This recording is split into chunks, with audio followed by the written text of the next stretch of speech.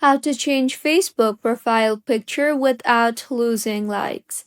Hello everyone, I am Bishaka and welcome to our channel. Now let's get right into the tutorial. Firstly, go ahead and open the Facebook application on your device and make sure you are signed in.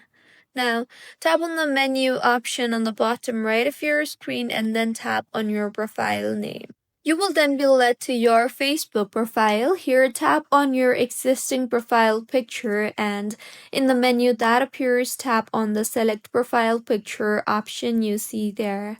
Now, make sure that if you upload a new picture from your camera roll, then the picture will be uploaded as a new picture and you will lose all the likes. So if you don't want to lose the likes and still change your profile picture, then scroll down to the Uploads tab you see there, and then go ahead and select the picture that you want as your profile picture and tap on the Save option you see there. And with this, if you add an existing photo from your Facebook, then you will not lose the likes.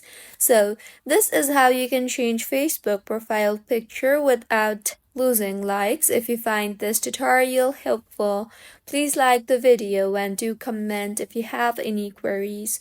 Also, do subscribe to our channel for more helpful tutorials like this.